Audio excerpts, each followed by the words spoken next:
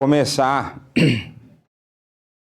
mais uma aula, mais uma semana se iniciando. Então vamos orar.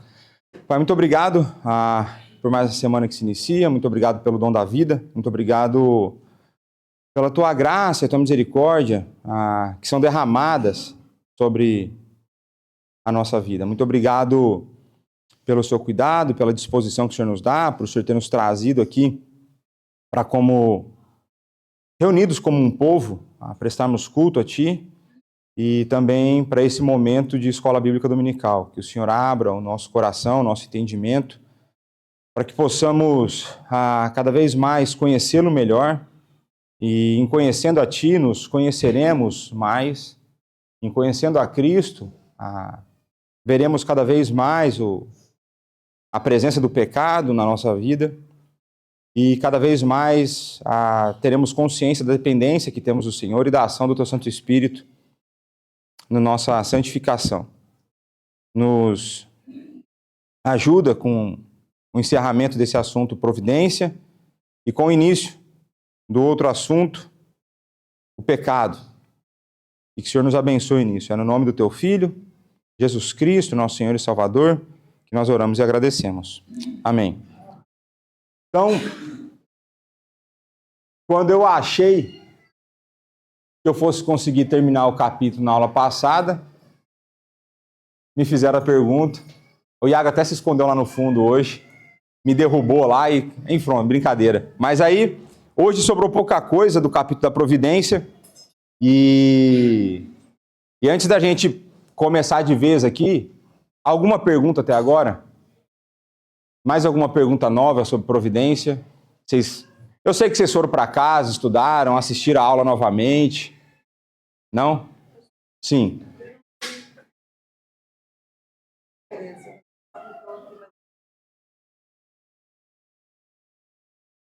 Certo. Certo. Não. Eu não cheguei.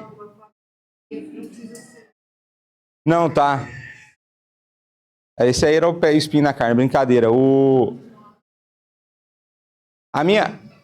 das ideias que eu cheguei a ter, e eu acho que ela está errada, é que o espinho na carne talvez fosse a memória de Paulo em relação a todos aqueles que ele fez sofrer por conta do Evangelho. Né? Todos aqueles que ele aprisionou e aqueles que ele mandou matar, mas eu acho que essa não é uma boa opção. Mas teve uma época que eu pensei nisso, conversei com outro pastor, ele tinha um pouco mais de experiência que eu, ele tinha 50 anos de ministério, e aí ele falou assim, Léo, é legal, uma boa ideia, mas eu acho que não é isso não, né? Na literatura também tem coisas que a gente não vai saber, né? Alguns vão falar que é o pecado, enfim, outros vão falar que é a doença que ele tinha nos olhos, mas de fato não sabemos, né? O que a gente sabe é que esse espinho na carne era uma forma de manter Paulo humilde. É isso que a gente sabe, né? Então, para que ele não ficasse arrogante, ele tinha esse espinho na carne. Mas então tá bom. Então, nenhuma pergunta sobre providência, todo mundo tranquilo com ela, vamos continuar. No último capítulo, a gente viu, no último parágrafo, a gente viu a ideia de Deus colocar o mal ou deixar a pessoa nos seus próprios pecados para que ela entendesse a necessidade dela de Cristo, para que ela se apegasse mais a Deus, para que ela buscasse a Deus. E agora a gente vai ver que Deus faz algo parecido, mas com outra finalidade, que é condenar mais ainda a pessoa. E isso às vezes soa estranho para nós. Mas olha lá, quanto àqueles homens malvados e ímpios, que Deus, como justo juiz, cega e endurece em razão de pecados anteriores, ele não somente lhes recusa a graça pela qual poderiam ser iluminados no entendimento e movidos no coração, mas às vezes tira os dons que já possuíam e os expõe a objetos que a sua corrupção torna ocasiões de pecado. Além disso, ele os entrega às suas próprias paixões, às tentações do mundo e ao poder de Satanás. Assim acontece que eles se endurecem sob as influências dos meios que Deus emprega para o abrandamento de outros. Então, o que a confissão de fé está falando aqui é o seguinte, olha, Deus age de tal forma que a mesma ação em uma pessoa vai trazê-la para mais perto de Cristo, mas para aqueles que não são eleitos, vai empurrar para mais longe. E aí, eu quero que vocês me ajudem com isso. Vocês lembram alguma passagem do Novo Testamento que transmite uma ideia parecida com essa? De aproximar alguns e afastar outros de maneira intencional? Jesus Cristo falou alguma coisa sobre isso. Das parábolas. Porque normalmente a gente se engana quando a gente pensa que as parábolas eram usadas para tornar as coisas mais fáceis de entendimento. Na média, as pessoas pensam isso. A parábola era usada porque era mais fácil de entender. Se fosse mais fácil de entender, os discípulos precisavam ficar perguntando o que era. Por que o senhor falou isso? Aí fala assim, vamos lá, deixa eu explicar para vocês. Né? Vocês são lerdos, mas deixa eu explicar para vocês. E aí tem que essa passagem é no meio da parábola do semeador. Assim, por que o senhor fala por passagens? Aí Jesus vai falar, assim, para que ouvindo, não ouçam, vendo, não vejam, para que eles não venham se arrepender e ser salvos. E quem que falou isso? Jesus Cristo. O mesmo Jesus Cristo que em João 10 vai falar que tem aqueles que o Pai me deu. E esses de modo algum eu lançarei fora. Então, quando a gente olha para as Escrituras, fica muito evidente a doutrina da eleição. Fica muito evidente a maneira como Deus salva alguns e não salva outros. E fica muito evidente que ao longo da caminhada, ou seja, ao longo da vida de cada um, as coisas vão acontecer de uma forma que tragam os eleitos para mais perto de Cristo e aqueles que são condenados para mais longe de Cristo. E é isso que a confissão está falando aqui. Agora, vamos ver algumas passagens bíblicas que vão fundamentar essas afirmações, né? Então, vamos lá, né? Homens malvados e ímpios, que Deus como? Então, veja como os nossos irmãos são sábios. Eles estão qualificando a pessoa de Deus para falar assim, olha, existe justiça no que ele está fazendo. Ele não está sendo mau, ele não está sendo sádico, ele não está torturando pessoas, ele sabe que ele é o justo juiz.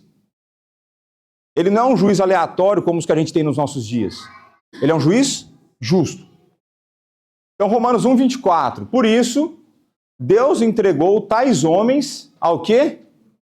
Imundícia, pela concupiscências de seu próprio coração, para desonrarem o seu corpo entre si. Então, Romanos 1 é um capítulo muito fundamental para a teologia reformada, e ele é muito fundamental para a gente entender o ser humano. Então, capítulo 1 de Romanos, Paulo expõe de que, em última instância, todo ser humano sabe que Deus existe. Até o ateu que afirma que não sabe ou que não crê na existência. Todos eles sabem. E eles sabem por quê? Eles sabem porque existe a criação. Eles sabem porque existe a revelação, que nós chamamos de revelação natural. Basta você olhar para o lado e falar assim, não pode ser uma obra do acaso. Não tem como ser. Existe um Deus. E aí o nosso irmão João Calvino vai chamar essa ideia de que todo ser humano sabe que existe um Deus de sensus divinitatis, ou seja, o senso de divindade. Todo ser humano nasce inerentemente, já dentro da nossa natureza humana, com essa ideia de que existe uma divindade, de que existe algo a ser adorado. E daí, se existe alguma divindade, essa divindade precisa ser adorada, aí vem outro conceito que Calvino introduz para nós, que é o semen religionis, ou seja, o princípio, a semente da religião. Eu já falei para vocês aqui a frase de Calvino de que o nosso coração, né, em outras palavras, mas que o nosso coração é uma fábrica de ídolos, é porque o nosso coração ele foi feito para adorar. Mas ele foi feito para adorar a Deus. Agora, com a entrada do pecado, a afetação do pecado e o desalinhamento do nosso coração, nós então começamos a ser tentados a adorar outras coisas. E aí Romanos 1 vai falar de que eles abandonaram o Criador e começam a adorar a criatura, ou coisas feitas com formas de criatura. Então, por isso, Deus nos entregou a tais imundícias. Ou seja, quando nós começamos a ver uma vida de declínio em pecado, a gente consegue ver Deus entregando essa pessoa ao quê? Ou seja, são os desejos carnais, as inclinações pecaminosas do nosso próprio coração. Só que aqui, basicamente, ele está falando do ímpio. Então existe uma ação de Deus de remover a sua graça comum, de reduzir a graça comum, para que essas pessoas cada vez mais entrem numa vida de pecado. É essa a ideia aqui. Então olha lá, Romanos 11, 7 e 8. Que diremos, pois? O que Israel busca, isso não conseguiu. Mas o quê? A eleição o alcançou. E os mais foram, como está escrito, Deus lhes deu um espírito de entorpecimento, olhos para não ver, ouvidos para não ouvir, até quando? Até o dia de hoje. Então aqui, isso deveria nos levar a uma posição de muita humildade diante de Deus. Porque é Ele quem abre os olhos para que nós enxerguemos. É Ele quem abre o nosso coração para que nós possamos depositar a nossa fé em Cristo. Então, quando a gente olha, quem me conhece um pouco mais sabe o tanto que eu gosto dessa passagem, que é Atos 9. O que acontece em Atos 9? Conversão de Paulo. Né? Então, você tem Atos 1, Jesus Cristo sendo assunto aos céus, prometendo a descida. 2, Pentecostes, pregação de Pedro, conversão de 3.000, a igreja primitiva. Aí no capítulo 3, o evangelho continua espalhando. 4 e 5, você começa a ter os apóstolos sendo perseguidos. A igreja começou a crescer tanto que os apóstolos, os discípulos não estavam dando conta das viúvas, dos órfãos. Aí no capítulo 6, cria a instituição dos diáconos. Aí o diácono dos sonhos é eleito, Estevão. Aí capítulo 7, Estevão confronta e é apedrejado. E aí aparece uma figura lá no finalzinho que fala: e Saulo consentia com a sua morte. Aí quando a gente vai para o capítulo 9, e aí a gente precisa lembrar quem Paulo era. Paulo era, talvez, não sei se o mais, mas com certeza um dos maiores entendedores de Antigo Testamento da época. Quantos testamentos tinha na época? Tinha um antigo, não tinha um novo. O novo estava acontecendo. Então, do que existia sobre Deus, Paulo entendia. E Paulo entendia porque ele estudou aos pés Gamaliel, uma figura altamente respeitada, talvez o maior mestre. Então, quando a gente começa a olhar para a história de Paulo, Paulo era de onde? Paulo de Tarso. Né? De Tarso não era o sobrenome dele, né? Era a origem dele. E quando você olha para Paulo, e você vai ver a distância de onde o Paulo nasceu e de onde ele foi treinado, nos nossos dias a gente diria que Paulo é burguês. Porque ele teve que fazer um intercâmbio para estudar aos pés de Gamaliel. Ele teve que pagar Gamaliel. Né? Paulo investiu nos estudos. Né? Só que até o capítulo 9, o que Paulo não entendia? Ele não entendia que Jesus era o Cristo, que Jesus era o Messias. Ele não conseguia entender, e ele estudava. Eu tenho certeza que Paulo devia ter, assim, gigantes porções do Antigo Testamento memorizados. Ele amava tanto o Antigo Testamento que aqueles que ele achava que era aceito, ele saía perseguindo. Ele era dedicado. Isso nos mostra, então, que não é a busca pelo conhecimento sozinha que vai transformar o nosso coração. Se Deus não vier, se Deus não agir, Se o Espírito não amolecer, se o Espírito não nos der entendimento, a gente não vai entender. E aí eu posso vir aqui e pregar toda semana que você não vai entender. Eu posso vir aqui e pregar toda semana e você não vai mudar. Você pode ter 10 anos de fé e tua fé vai ser imatura. Aí você tem que desesperar, meu. Você tem que ir aos pés da cruz e pedir a Deus. Fala, me ajuda. Não consigo. Não dá mais. A minha vida é medíocre. Minha vida espiritual é medíocre. Porque eu não cresço. Você pode estar aqui, mas você pode estar no parágrafo anterior. Daqueles que Deus está querendo trazer mais para perto de si. Criar aquela noção da dependência. Colocar essa inclinação no coração. Então, se Deus não abrir os olhos, é isso. Ele não vai ver, não vai ouvir. Não vai. E tinha gente com muito menos estudo que Paulo, que estava agarrado com Cristo já. Por exemplo, Pedro. E aqui eu quero que vocês entendam que Pedro não era... Normalmente na igreja evangélica, quando fala que Pedro não era estudado e outros discípulos não eram estudados, o pessoal acha que ele era burro. Certo? Ah, o burrão. Meu, não é essa a ideia. A ideia é que dentro da tradição judaica, todo mundo começava lá na sinagoga a ser ensinado. Chegava uma idade que separava, assim, meu, esses aqui pode continuar, esse aqui é melhor, não precisa, esse aqui não vai ter o dom para avançar no negócio. E Paulo teve e Pedro não. Só que se Pedro era tão burro, como que ele dava conta de ter uma empresa? Pedro, ele era um empresário, ele tinha, não era assim um barquinho de pesca, ele tinha mais de um barco de pesca. Então, e ele tocava um negócio, ele fazia as coisas acontecerem. Então, isso é uma das coisas que nós vamos estudar no nosso curso de teologia nas terças-feiras, como interpretar o texto. Coisas que a gente precisa saber para não ficar pensando besteira e achar que Pedro era burro, né?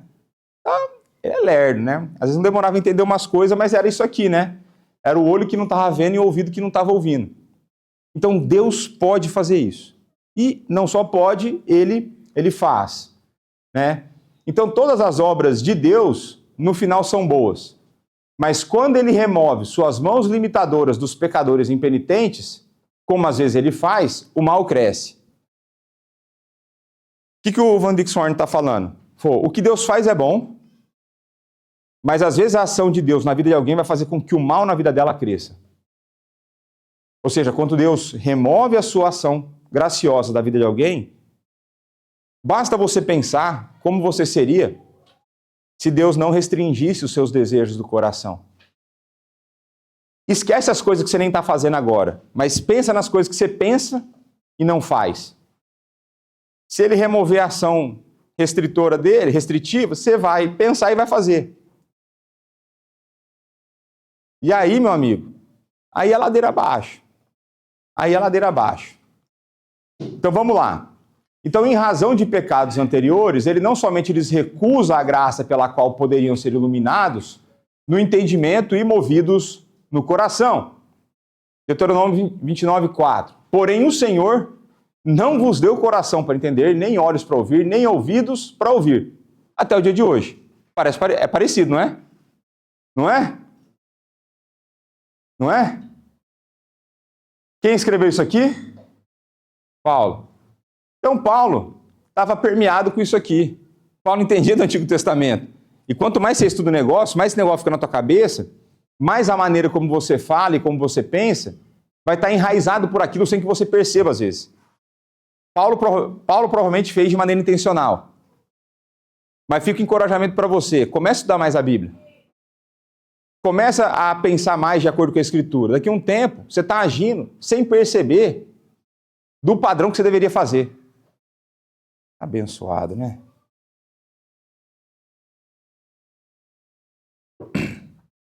Então pronto. Vamos ver Mateus 13, 11 e 12.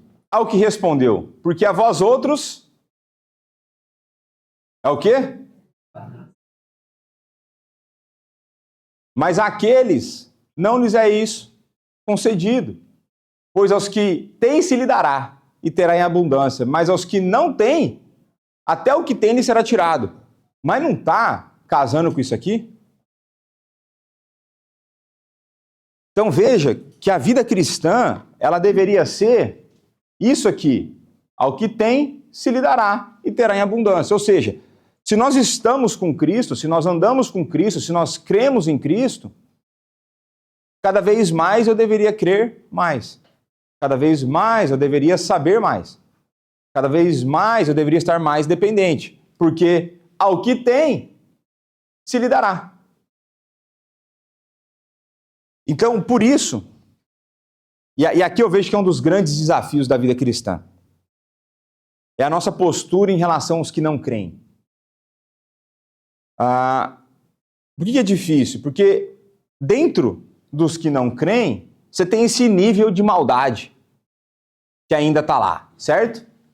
Então tem o que não tem e eu tenho o que não tem e ainda vai ser tirado. Ou seja, pensa nessa ideia de o agravamento de uma vida de pecado. O agravamento da maldade do ser humano.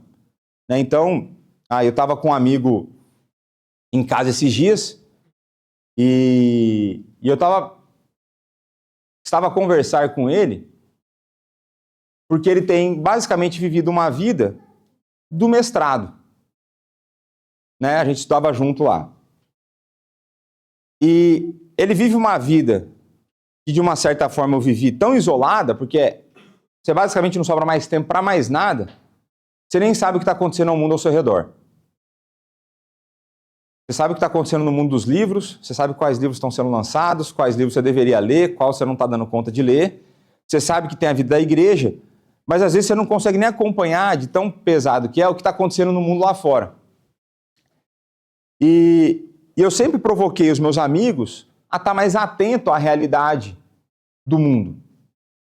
Porque quando a gente está atento à realidade do mundo, isso vai influenciar a maneira como a gente prega, os problemas que a gente endereça, a maneira como a gente tem que agir, às vezes com mais ou menos intensidade em algumas áreas, né? E aí eu lembro que a gente teve uma discussão, uma conversa, né?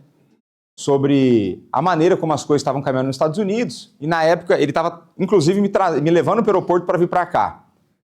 E eu lembro que a gente divergiu de um ponto lá e eu falei, o tempo vai te mostrar, né? E aí, essa semana ele estava em casa, eu coloquei uns documentários para ele assistir. E aí eu colocava o documentário para ele assistir e ia lá para o quarto preparar o sermão. Eu tinha que tirar ele do quarto de visita, né, para eu trabalhar. E foi duro, viu? O cara só queria ficar dormindo. Aí, teve uma hora que eu chego na sala para conversar com ele, ele estava nervoso. Eu falei, eu tô irritado, tô nervoso. O que foi? Ele falou, esse vídeo que você me deu para assistir. Eu falei, meu amigo, esse vídeo é velho, já tem mais de 3 anos isso aí, a coisa está pior do que isso agora. E ele estava indignado com a postura de uma médica em relação às drogas, né, que eles usam na transição de gênero. Então, por exemplo, o tipo de hormônio que é aplicado nas crianças é o mesmo tipo de hormônio que é usado na castração química de ofensores sexuais nos Estados Unidos. Então, o tipo de droga que você usa para uma criança é o que você está usando para punir um bandido. E está tudo certo. E tem médico endossando isso. Provavelmente está recebendo milhões da indústria farmacêutica, né? Porque uma criança que resolve transicionar, ela rende de 1,5 milhão a 2 milhões de dólares ao longo de toda a sua vida. Olha o tanto de cliente que a indústria farmacêutica está plantando agora. Mas, enfim, tudo isso para a gente entender que a gente olha e fala assim, como que pode uma pessoa que estudou medicina, ela viu que existe XX, XY, em algumas exceções absurdas vai ter um defeito genético que vai dar um corpo que pode ter os 2 tipos de genitália, mas um mais desenvolvido que o outro. Aí você acaba fazendo opção, mas assim, é exceção da exceção da exceção. Aí como que uma pessoa que estudou isso, uma pessoa que sabe que drogas não testadas podem ter efeitos colaterais horríveis, como que uma pessoa dessa está estimulando? Está incentivando? É isso aqui para mim. Está sendo tirado. Eles olham e não conseguem ver. Eles olham a realidade e não conseguem entender. E aí você consegue ver claramente a distinção entre o bem e o mal. Você consegue ver claramente a distinção do que é seguir o evangelho e o que é fugir do evangelho. Né? Então, a reflexão aleatória, vamos lá. Mas às vezes tira os dons que já possuíam e os expõe a objetos que a sua corrupção torna ocasiões de pecado. Além disso, ele os entrega às próprias paixões, às tentações do mundo, ao poder de Satanás. Assim acontece que eles se endurecem sob as influências dos meios que Deus emprega para abrandamento de outros. Então, olha lá, Deuteronômio 2,30. Mas Seom, o rei de Hesbom, não nos quis deixar passar por sua terra, porquanto o Senhor, teu Deus, endurecer o seu espírito e fizer obstinado o seu coração, para todar nas mãos, como hoje se vê. Então Deus endureceu o coração daquele rei de maneira proposital para que o povo de Deus se levantasse em guerra contra ele. Então veja que não é só o faraó no Egito. Eu poderia só pôr a passada do faraó aqui, todo mundo ia entender. Mas você está vendo que essa ideia permeia as escrituras. E agora, como que Deus endurece o coração de alguém? Ele só vai tirando a ação graciosa. Ele só vai removendo da misericórdia, ele só vai removendo da graça comum. E quando ele faz isso, o coração endurece. E o coração endurece, você intensifica cada vez mais na maldade. Então, você vê que uma ideia bastante comum nas escrituras.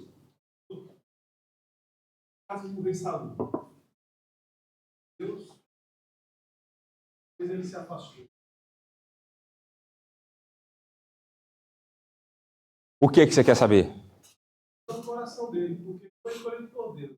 Depois, com o passado, foi seguinte. Tá.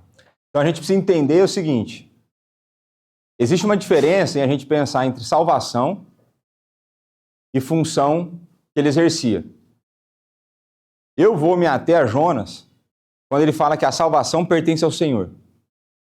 E enquanto não estiver claro para mim nas Escrituras se uma pessoa foi salva ou não, eu não consigo saber. Né? A gente pode fazer algumas inferências. Então, é possível afirmar que Paulo foi salvo? Eu acho que é quase que possível. Eu acho que sim. Agora, tem alguns casos que são mais complexos. Né? Você trouxe Saul, tem um outro camarada, meu, chamado Salomão. Né? E aí a gente precisa entender que muito da maneira como a gente às vezes analisa a questão da salvação é se quando a pessoa morreu ela estava em pecado ou não. Certo? Agora, se a gente for considerar a salvação, a pessoa morrendo em pecado ou não, é obras ou é graça a salvação? Seria obras. Porque me fala quem de nós aqui vai morrer sem estar cometendo pecados.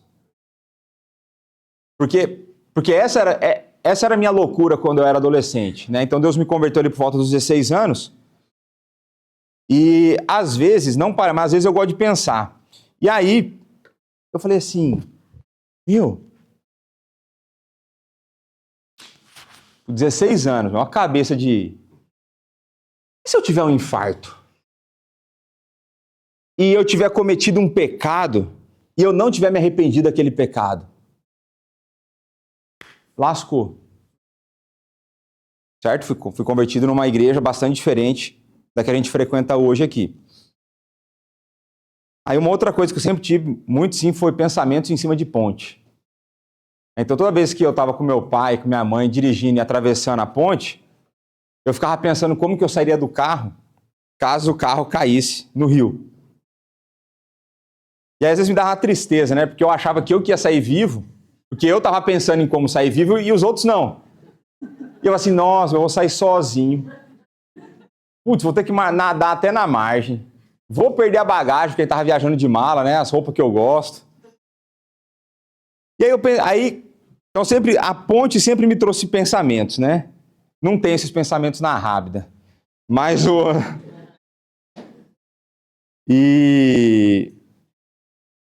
Mas eu comecei assim, e se eu estou num acidente automobilístico e eu não tive tempo de me arrepender?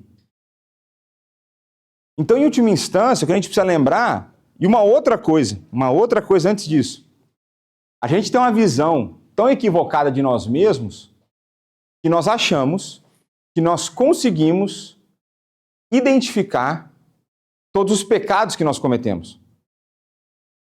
E a gente não consegue. A afetação do pecado ela é tão poderosa na nossa forma, tanto no nosso coração, né, na nossa maneira de pensar, que eu já compartilhei com vocês aqui de ter dias que eu chegava e falava assim, eu pequei ontem que eu preciso pedir perdão hoje. Olha que visão deturpada. Então a primeira coisa a entender não é a questão, porque a salvação, quem dá é Cristo, ela é pela graça, e aí Jesus Cristo fala que aqueles que foram dados pelo Pai, de modo algum ele lançará fora. Agora, se a gente for pensar em termos de função, aí Saul é tranquilo. Se a gente não for pensar em termos de salvação, se a gente for pensar só naquilo de ele ter sido levantado, o rei ter sido tirado, aí é tranquilo, né? Porque a gente olha, vê uma pessoa exercendo uma função de maneira adequada durante um período, chega uma hora, começa a pisar na bola, Deus já tinha preparado Davi, né? Então a gente consegue fazer essas conexões. Então é comum, até relativamente comum, você pensar em pessoas sendo colocadas e tiradas em função, né? Você vai ver, por exemplo, na história dos reis, né? Muitos reis que os caras foram mal a vida inteira. Pô, tem uma história que é de Manassés, se eu não estou enganado. Você fica, no final, você quase fica com raiva. Aquele bicho era tão ruim que no final ele se arrependeu. Manassés sacrificou o próprio filho. E no final ele se arrepende. Você fala assim, você tinha que ter ido para o inferno. Né? O bicho ruim. Um dos piores reis da história de Israel. Bicho mau. Cara ruim. E Deus transformou. E aí vai ter outras figuras que vão levar uma vida, teoricamente, sendo um rei mais ou menos, e não foi transformado. Então, eu prefiro pensar muito mais na questão da maneira como Deus nos mostra aquilo que Saul foi levantado para fazer o que ele não faz. E aí, qual que é uma outra propaganda do curso hoje, hein? Quando a gente pensa em termos da história da redenção, né, Deus vem se revelando ao longo do tempo, de maneira progressiva. Em todo o tempo, Deus está mostrando para nós aquilo que Cristo faria. Então, quando a gente olha para Saul tem um ofício que é o ofício de rei, que Cristo também tem. Então, que ele reina soberanamente nesse exato momento. E aí a gente vai olhar para Saul e vai falar assim, ó, o que ele fez de bom, ele representou aquilo que Cristo deveria fazer, e aquilo que ele fez de mal, a gente vai usar como contraste porque Cristo fez de bom.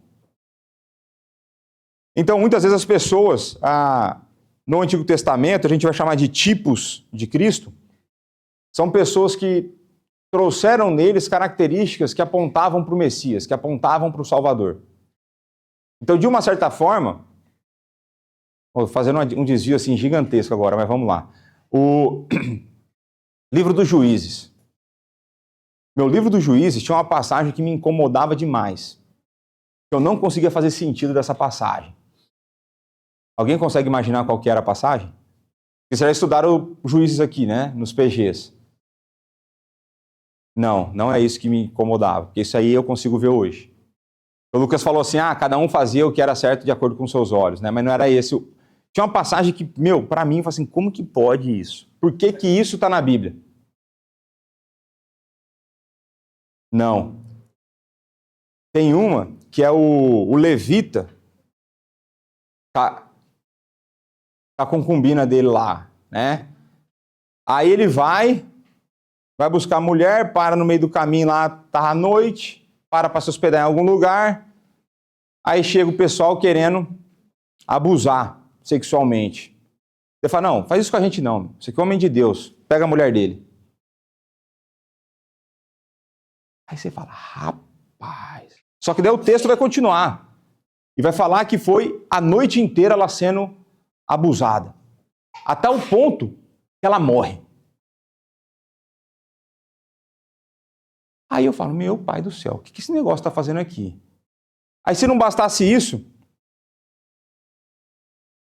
o levita pega. Eu tive uma ideia. Vou esquartejar em 12 e vou mandar um pedaço para cada tribo, como uma mensagem. E eu olhava para isso e falava assim, qual é o sentido disso aqui?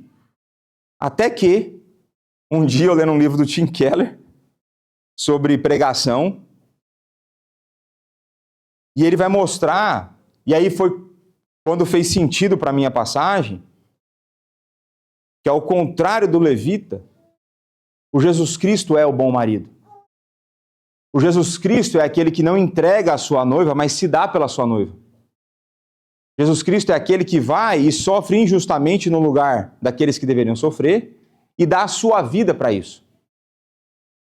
Então, quando a gente vai começar a olhar para o Antigo Testamento, a gente vai precisar ter um exercício para buscar compreender como que Cristo está sendo mostrado ali. E aí na vida de Saul vai ser a mesma coisa. Como é mais fácil, muitas vezes, a gente olhar na vida de Davi. Né? Porque vai falar que Davi era um homem segundo o coração de Deus. Mas quando você olha os pecados de Davi, você fala assim, ele é um tipo, ele não era o Messias. Então não tem perfeição. Né? Então eu pensaria mais nessa linha, ao invés de foi salvo ou não foi salvo. Tem umas coisas que eu prefiro, a hora que eu chegar lá, conferir com meus próprios olhos. Né? Aí tem cara que não, né, às vezes não sabe se vai estar lá, né? Aí, brincadeira. Mas porque às vezes o cara quer ficar sabendo, né? Eu não sei. Igual pessoal, mas Adão e Eva foram salvos? Me parece que sim. Eles dão indício de que eles creram na promessa. Aí você pode fazer esse exercício. Mas é um exercício difícil e a gente não vai ter a resposta final, né? E aí o texto da pregação de semana passada, né? Ou retrasada. Para vós outros, portanto, os que credes, é a preciosidade, mas para os descrentes, a pedra que os construtores rejeitaram, essa veio a ser a principal pedra angular. E a pedra de tropeço e rocha de ofensa. São estes os que tropeçam na palavra, sendo desobedientes, para o que também foram postos. Então existe uma ação de entregar a pessoa aos seus próprios desejos. E aí, trazendo uma frase que o Hernandes usa direto nas pregações dele, o mesmo sol que endurece o barro, amolece a cera. Ou seja, Deus age nesse sentido de entregar o pecado às pessoas, e o eleito se amolece e volta, e o ímpio se endurece e se quebra. Basicamente é isso. Né? A mesma ação. E aí você vai ver que não tem como culpar Deus por conta disso. Se ele fez a mesma coisa, e é o nosso coração que está respondendo diferente, a gente tem que responder pelas nossas ações. Então, o próximo parágrafo ia ser maravilhoso. Como a providência de Deus se estende, em geral, a todas as criaturas, também de um modo muito especial, ele cuida da igreja e tudo dispõe para o bem dela. Então, se nós estamos falando de providência divina, estamos falando do governo de Deus, da maneira como ele coloca as coisas na vida dos indivíduos, isso vai se aplicar também para o conjunto de indivíduos que confessam Jesus Cristo como Salvador.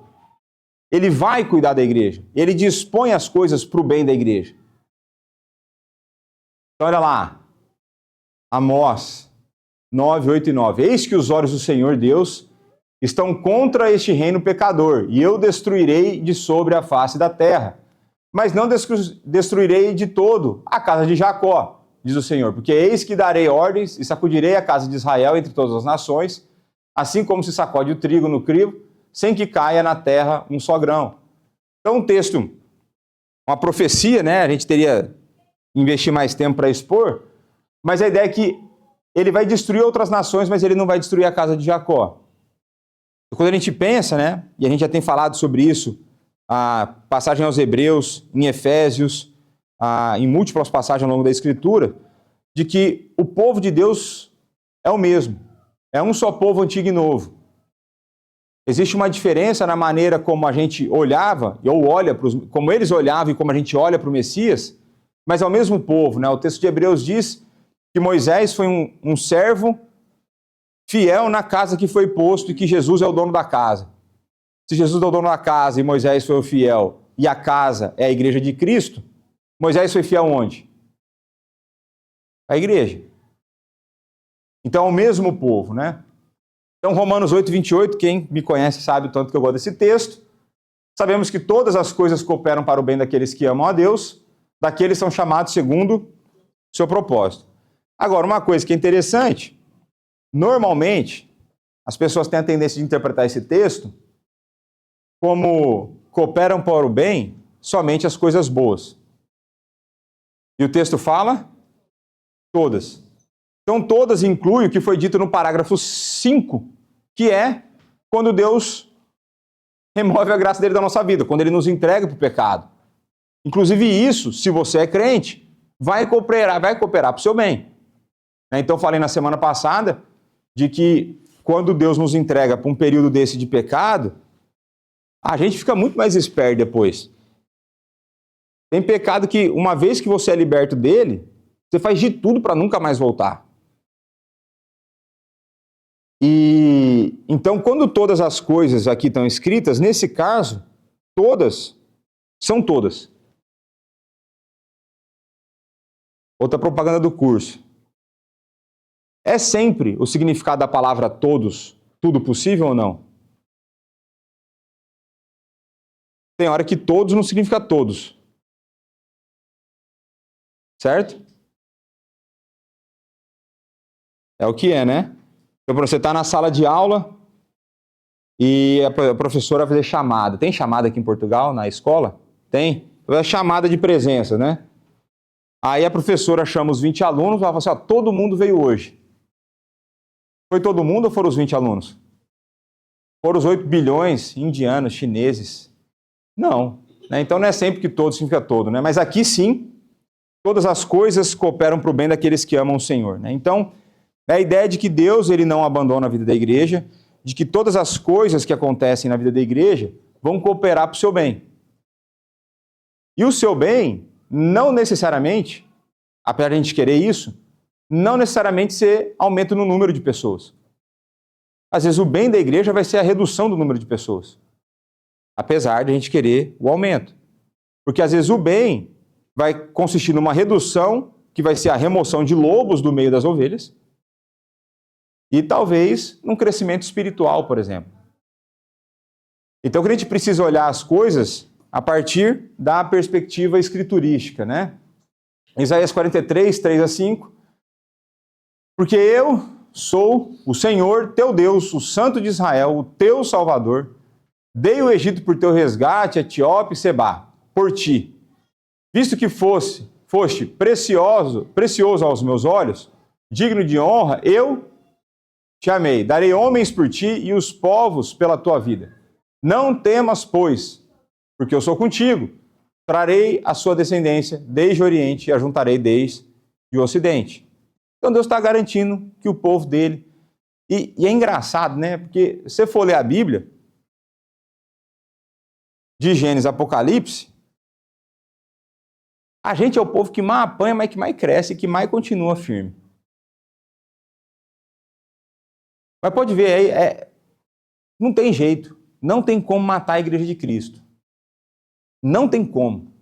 É Ele que vai defender, é Ele que vai conduzir. É Ele quem vai nos proteger, vai nos dar o crescimento. Vai dar redução, tem hora. Então, quando você olha cativeiro, né, o exílio, ali o texto é claro de que o povo estava lá por conta do pecado dele. O povo tinha se desviado. Mas aí você vai ver que existe um tal de o remanescente fiel. Eu amo essa palavra, essa expressão, remanescente fiel. Sempre no meio do povo tem um tantinho ali, ó. Esses estão agarrados com Deus. Não importa a circunstância, não importa o quão difícil seja, remanescente fiel está lá.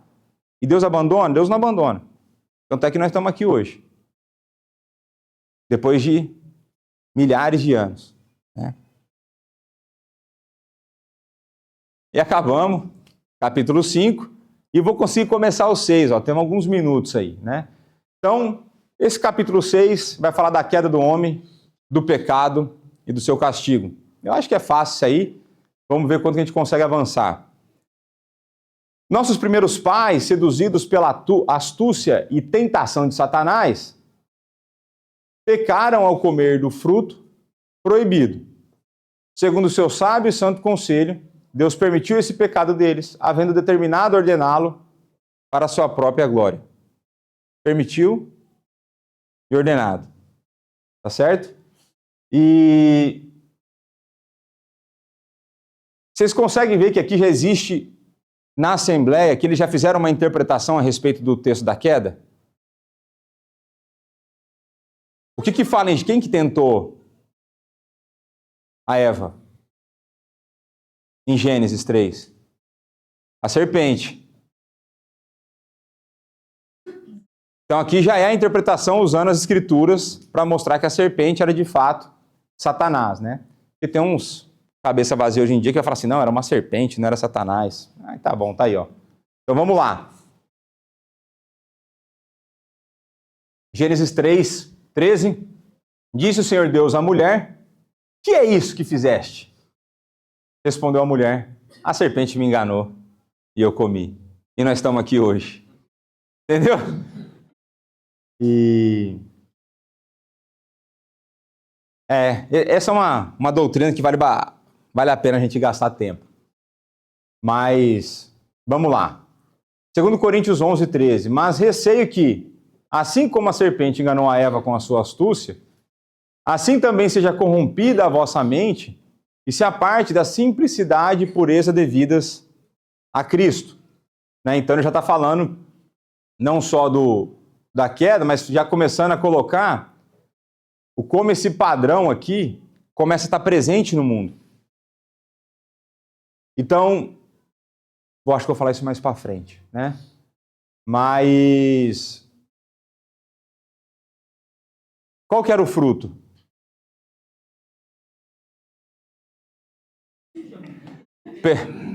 Essa é a piada que eu faço, que normalmente o pessoal associa com a maçã por alguma razão, né? Não sei quem foi o cabeçudo que fez isso aí, mas não tá lá. E aí a gente brinca, né? Que na verdade era o coco. Que ele tomou e comeu, né? Mas é piada de nerd de seminário, não tem nada a ver isso aí. Mas E Romanos 11, 31, 32, né? Tá errado aqui. Porque Deus a todos encerrou na desobediência a fim de usar misericórdia para com todos, né? Então, os nossos primeiros pais foram seduzidos pela astúcia e tentação de Satanás. E veja, aqui recomendação para você no dia de hoje. Se eles, que não tinham inclinação para o mal, foram seduzidos e enganados, quanto mais você. Então isso tem que nos colocar numa situação, numa postura de vigilância, de alerta. A gente tem que estar o tempo todo alerta, porque o pecado, né, o texto vai dizer que o diabo está como um leão ao nosso redor, né, querendo atacar e tal. Mas está aí, o tempo todo. Né? E tá o diabo lá fora, está o mundo aqui perto, mas está o nosso coração em processo de santificação ainda aqui dentro. E é o nosso coração o nosso maior problema. A gente tenta pôr a culpa mais no de fora, mas o problema está muito mais dentro do que fora. Né? Oi? Não consegue, né? Não consegue. Se ele conseguisse, ele estava na roça, porque tanto de coisa que eu penso dele. Mas não... Já é partir para cima, né? Mas não consegue, né? Isso aí só pertence a Deus. Existe eu não sei o porquê. Eu poderia dizer que um dos motivos é porque o povo estuda pouco a palavra de Deus. O porquê que Satanás se tornou essa figura tão poderosa no imaginário evangélico. Né? E uma das razões que consigo ver é porque o povo não lê a Bíblia. A outra razão que consigo pensar é porque é uma forma fácil de você manipular a fé e extorquir as pessoas. Né? Então basta você fazer um sacrifício aqui que te livra do poder de Satanás. E tem aí pseudo-igreja por aí que usa, por exemplo, rituais que você só vê em religião de matriz africana.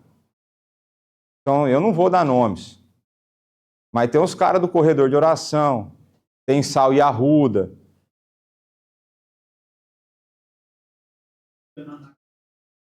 Aí, você quer ver uma outra coisa que me incomoda? E aí, mais uma vez, é como a gente olha para a Bíblia e não presta atenção nas coisas. Como que era quando Jesus expulsava demônios? Como que acontecia? Ele não gritava.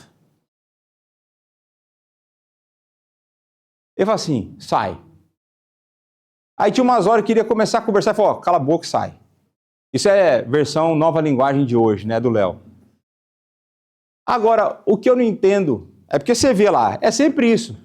Só vai expulsando. Agora, hoje, os caras querem fazer entrevista, talk show. Aí, o que você tá fazendo aí? Eu tô... E aí, se fosse de verdade, tô atazanando o crente. Mas crente não pode ser possuído. Aí é uma outra coisa que a gente vai falar aqui, já que estamos fazendo o desvio no assunto. Mas Então eu não consigo entender essa fascinação que as pessoas têm por Satanás. Se o povo fosse tão atraído, tão entretido com Deus, igual eles são com Satanás, e quer ver o Satanás, o cara quer fazer entrevista. Deus, o cara não quer ouvir, demorando demais a pregação. Agora, se o Satanás ficasse dando entrevista de 1 hora, estava tranquilo. O pastor pregar 1 hora é um problema. Entendeu? Mas não, os caras querem ficar ouvindo Satanás. Agora, uma outra coisa para pensar, tá? São só raciocínios aleatórios. Por que só tem essas manifestações em algum determinado tipo de pseudo-igreja? Eu acho que talvez porque ele seja o dono, ou porque ele se sinta confortável lá. Não, sem brincadeira. Se fosse verdade, né? E por experiência, a gente sabe que é essa que aparece na TV e tudo mais, a que mais tem esse tipo de coisa, né? Na minha igreja antiga, a gente contratou um pessoal para pôr as poltronas no auditório, e é o mesmo pessoal que colocava poltronas nessa outra pseudo-igreja aí. E aí, ele chegou um dia pro pastor lá, os funcionários, falou, rapaz, mas não gostamos da igreja dos 6 aqui, viu? E os caras não são crentes. Que foi? Falou, não, aqui não tem aqueles teatro, ensaio do cara com o demônio, aqui não tem nada dessas coisas. Então, vários desses são ensaiados. Tem até um vídeo no YouTube, recomendo que vocês procurem, um desses figuras aí que foi fazer a expulsão e a entrevista lá, né, o programa do Jô, com Satanás, e o cara começou a cantar It's Raining Man, começou a dançar e fugir. Porque ele recebeu o dinheiro para interpretar como se fosse Satanás, e ele resolveu expor aquela farsa. E ele começou a cantar, pular lá e fugir do povo, e ninguém conseguia pegar. E eles não tinham poder para expulsar aquele Satanás. Entende?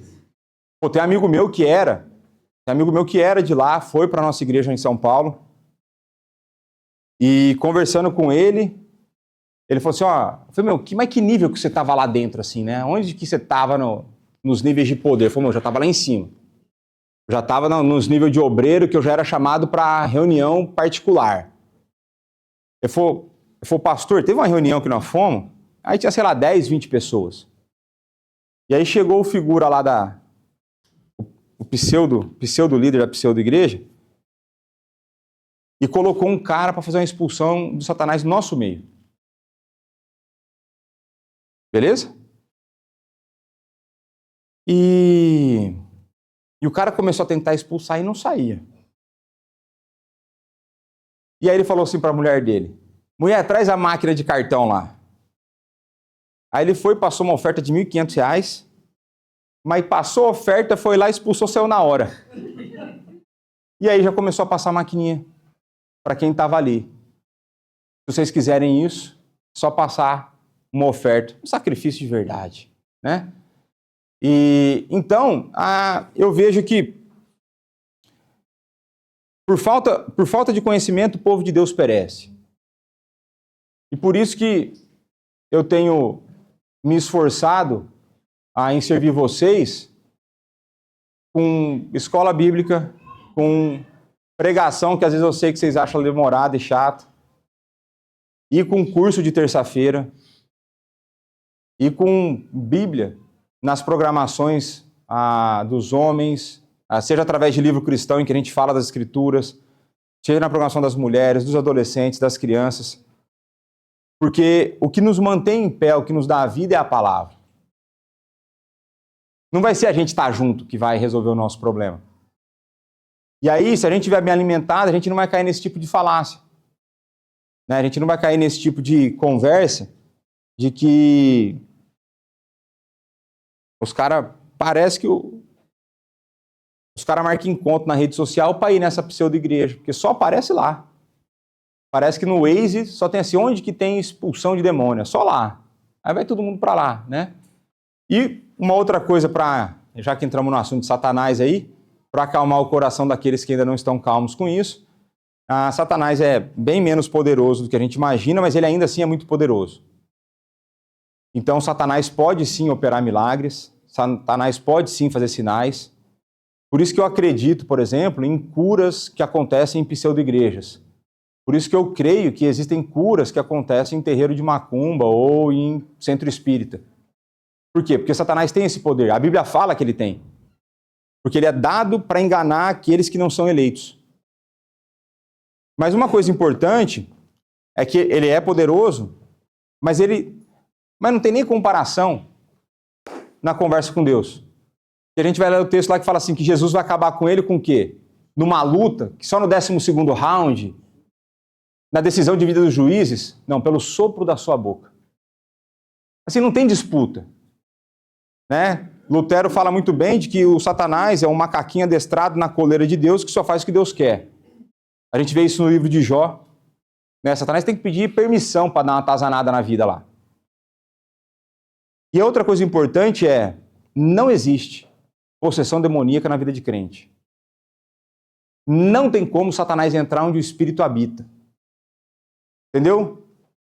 O nosso corpo não é igual um apartamento aqui no Porto. Não dá para você dividir entre várias pessoas que você não conhece. Não dá para ter um indiano em um, brasileiro no outro, paquistano no outro quarto. Não, aqui só tem uma ocupação. O Espírito Santo paga a renda integral do nosso corpo. Né? E ele não divide espaço, ele é espaçoso.